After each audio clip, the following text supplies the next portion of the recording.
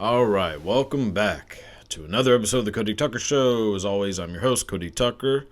Be sure to like and subscribe, all that good stuff. So I have been on a bender lately with like true crime documentaries, especially like specifically these kind of newer ones that have come out on Netflix. And then, dude, okay, so I mean, I've always been fascinated by all this kind of stuff, like any kind of true crime stuff, like serial killers, like watching like FBI files, all that kind of stuff.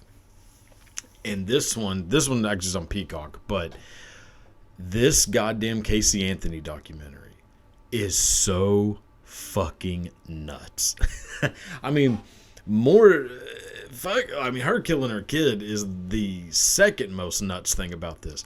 The most nuts thing is that she thought this was a good idea. I mean, I guess coming from a woman who murdered her own child, this isn't the person with a bag full of amazing ideas. So she's like, oh, let's just make a documentary to prove that I'm not crazy. And I'm just going to come off batshit crazy the entire time. I mean, it is wild. I mean, look. I mean, who hasn't, thought about killing a kid before? Like, anytime I'm at a grocery store and I hear some little fucker behind me, like, just screaming at the top of his lungs, I kind of think, where is Casey Anthony when you need her?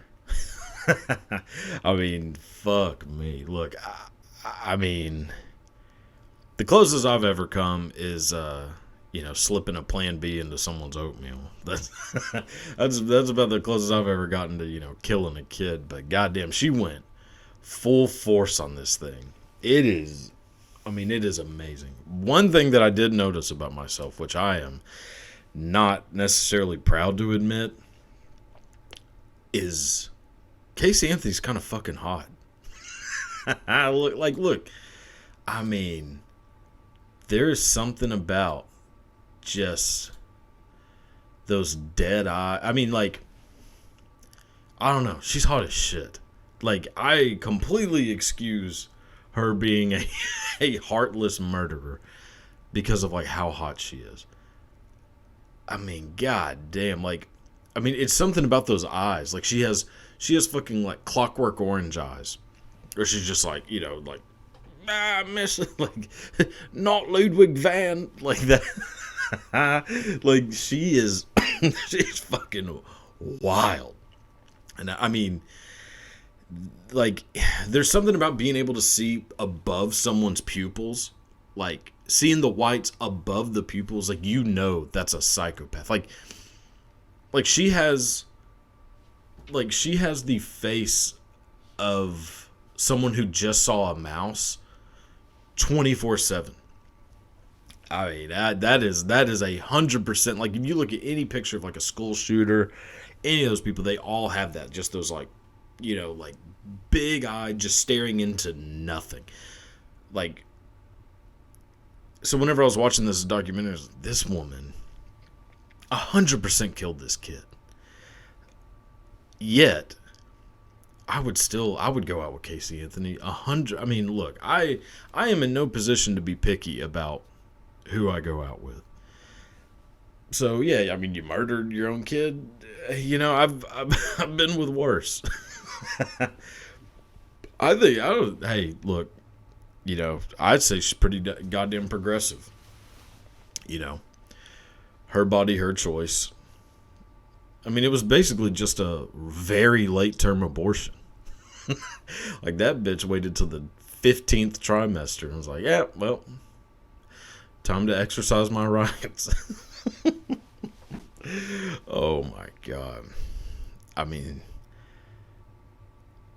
could you imagine if I started dating Casey Anthony? Hey, if you're out there, I mean, if by the time this comes out you haven't been fucking locked away, I mean, get at me, because it's got to, I say it's got to be hard for her to find somebody. I bet it's not. There's plenty of losers like me who are like, hey, I don't care how many fucking people you killed. Like, you're pretty goddamn hot, so good enough. I mean, I am in no position to be picky about, who I'm dating, so. Yeah, I don't know. The whole time I'm watching, I'm just like, God damn, does she not have anyone on her side telling her, like, do not do this? Like, her whole story had kind of faded away. Like, I mean, I hadn't heard shit about Casey Anthony in a long time until this documentary. It's like, fuck, man. Like, you just brought yourself right back into the shit. It's so bizarre, like, to just think.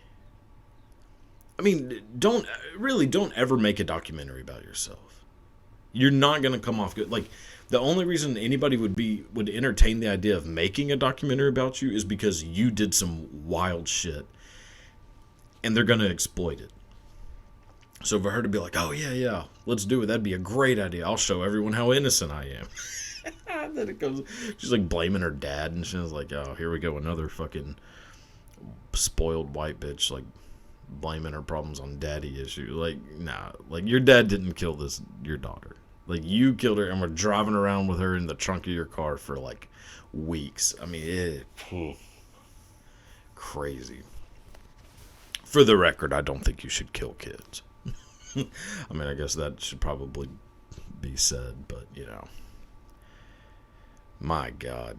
So I started with that one, and then immediately went to this Jeffrey Dahmer series, which I had started but not finished, because I was just like, I started watching and I was like, man, how much shit, like, I pride myself on my knowledge of Jeffrey Dahmer. It's not a great thing to, be boastful about. But, I feel like I've watched so many documentaries and interviews with him. I'm like, yeah, I mean, I got the story of Jeffrey Dahmer.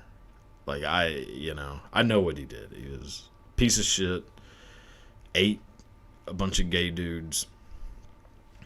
And, that's about it. But I was watching, like, goddamn, like, Evan Peters is so fucking good. And it really, you're just watching it and the whole time realizing Jeffrey Dahmer is basically just a cannibal version of Napoleon Dynamite. Like, the whole time he's just pissed off that his family are, like, being kind of nosy. And might catch the fact that he has a fucking mannequin in his bed. Or a human head in a locked box in his closet. And the whole time, like, like his grandma's like, Jeffrey, I smell something weird coming out of your room. He's like, oh, Mom, that's just my taxidermy stuff. Like, he's such a fucking dork. Oh, my God. Like, it really is. He is a cannibal Napoleon Dynamite. It's like, gosh, Grandma, just stay out of my room.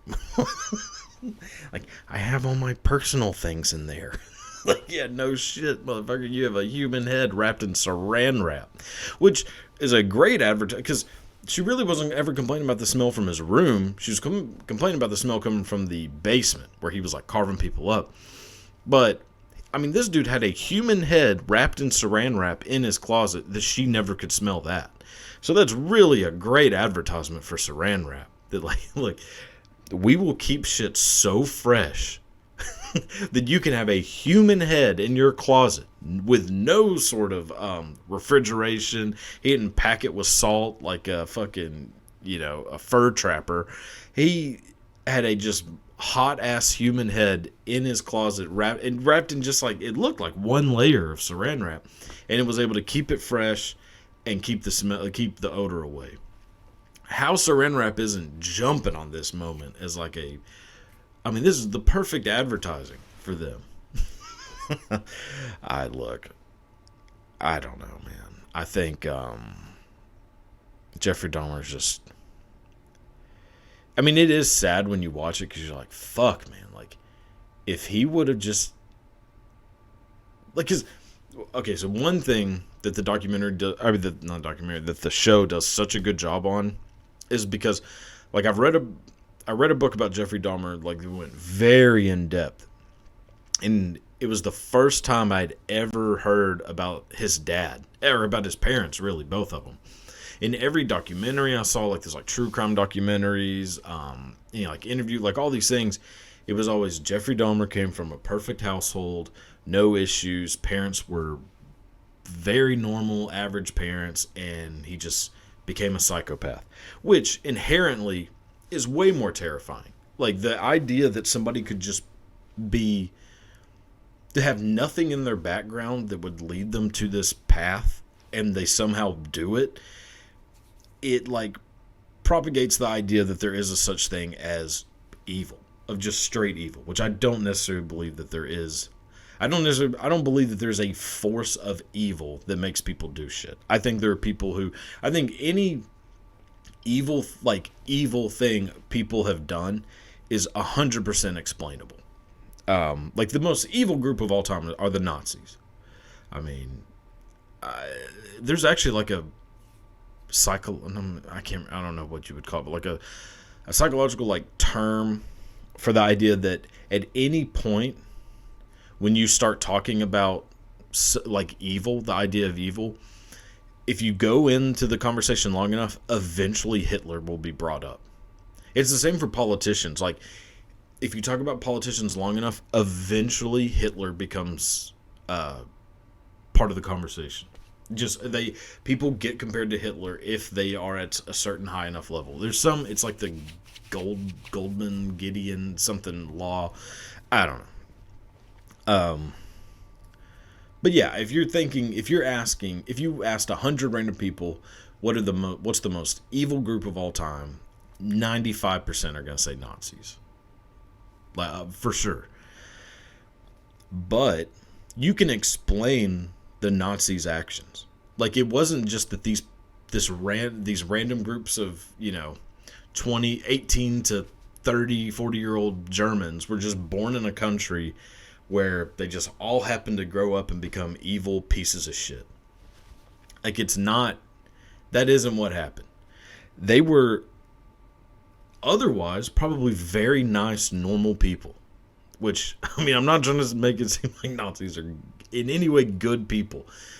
But you take away, like, if those things had never happened, if, like, Hitler doesn't come along, if World War II doesn't, if World War I never happens, that puts Germany in this shithole spot, and then you have a dickhead like Hitler come along who's like, hey, I can tell you how to fix this shit. Jewish people suck. Like that, if you don't have that come along, those guys, like every person who was in like the SS or like the Luftwaffe, whatever group,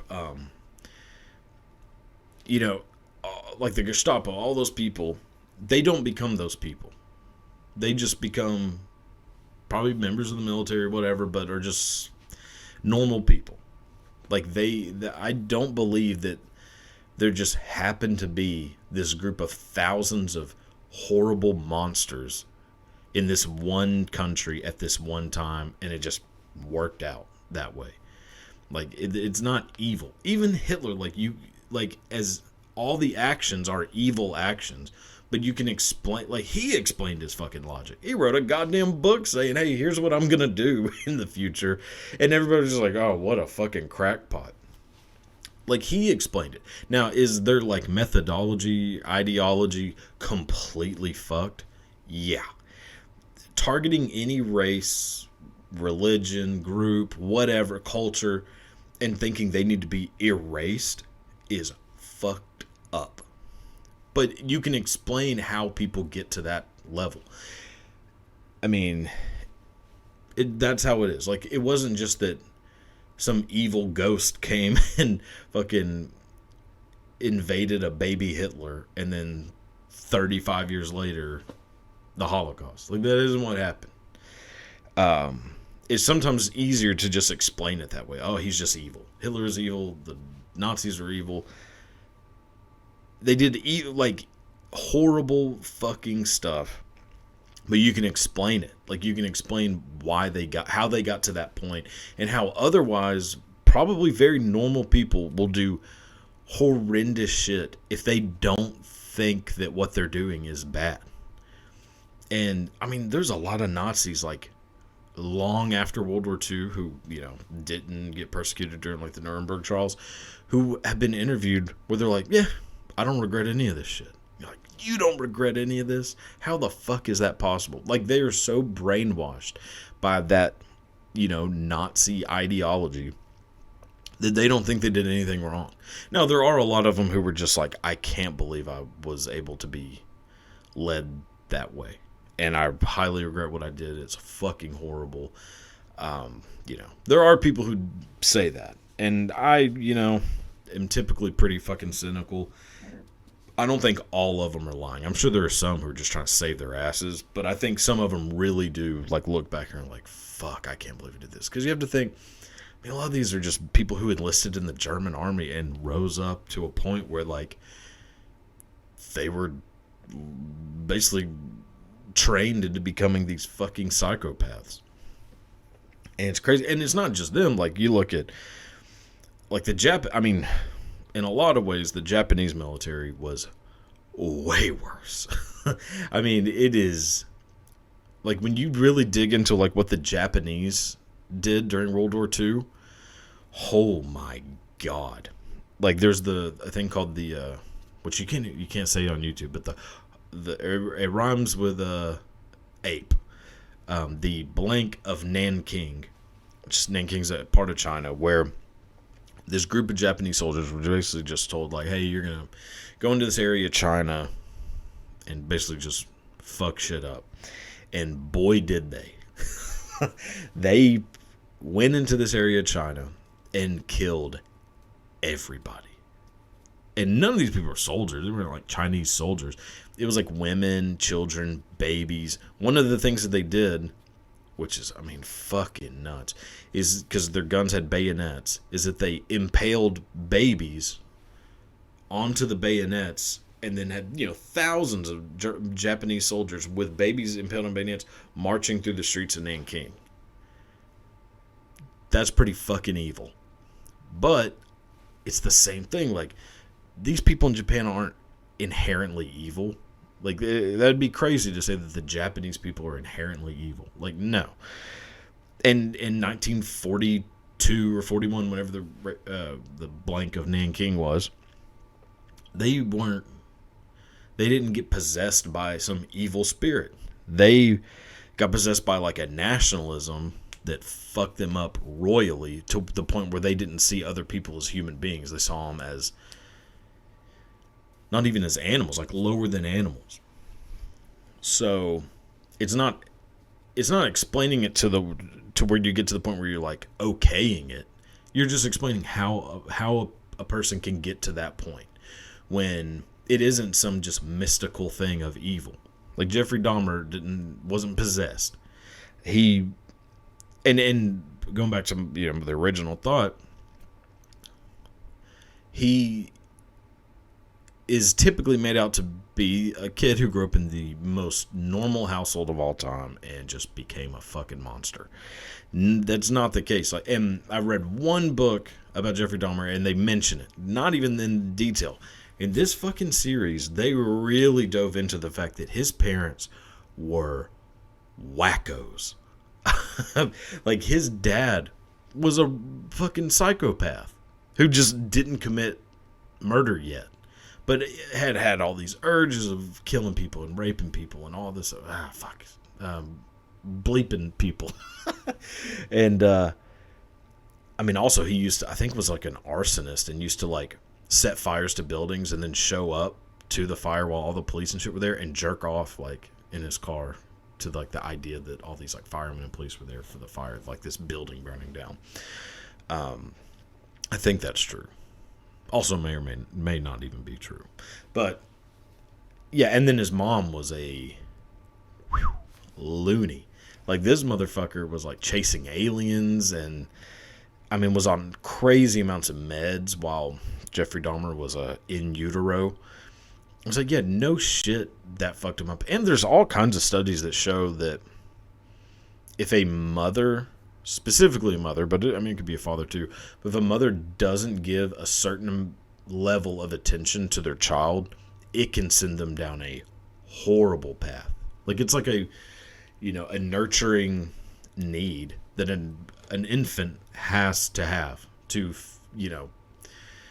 basically develop themselves, like their mental self, to a sane level. It's why, like, there's this thing, which, I mean, I know I'm weird as fuck, and I have crazy mental issues. I mean, mostly just like anxiety and depression, the normal shit. And I'm sure a lot of it comes from like childhood stuff, even though I didn't have like a horrible childhood. But I definitely never felt like I was getting any kind of attention ever. So everything I do is basically like, hey, fucking look at me. But it was because, like, my parents weren't really doing that. It was more like they didn't, like, I don't know. It's very difficult for me to explain. But I get the idea of, like, you're not getting the full attention of a mother or a parent. And there's even this thing with, I think it's called, like, still face or something like that. It's something where if a mom doesn't show any kind of facial expression, like any laughter, smiling, any kind of facial expression to what their child does, it can fuck them up bad. Like, and I think there might have been a little bit of that in mind. I mean, not to any level where you would, commit some horrible crimes, but probably enough to make me real nervous all the fucking time. And, that's just part of it. But Jeffrey Dahmer's mom was 100% like a still-face mom who was just zoinked out of her fucking skull 24/7, wasn't paying him any attention. And his dad was taking him to go find animals, like dead animals, and then fucking cut them apart. And I know, the 50s, well, I guess it's like 50s, 60s, different time. I don't think, how could there be any point in human history where that didn't raise a red flag? Like, why the fuck does my 7-year-old want to cut open a fucking dead possum and look at its heart? Like, if I had a kid, so let's say I was unfortunate enough to have a child, and that motherfucker came up to me and said, Dad, a dog just got hit by a car. Can we go get it?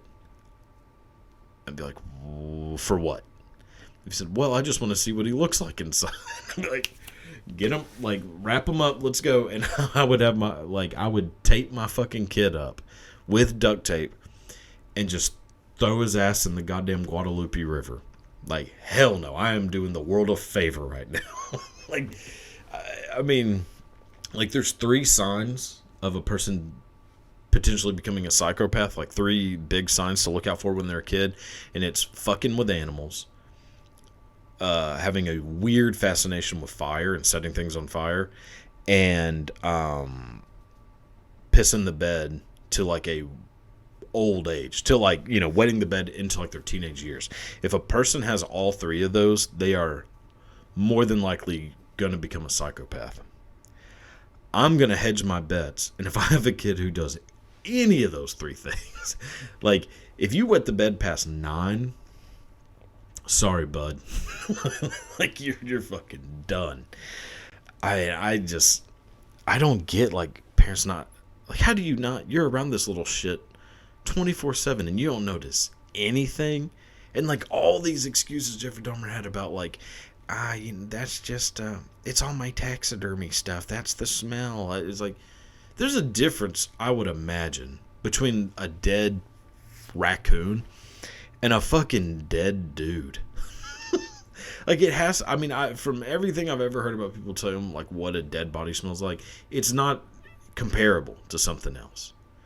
So, I don't know, man. That is just, it is so fucking hard to watch a lot of it, though. And, like,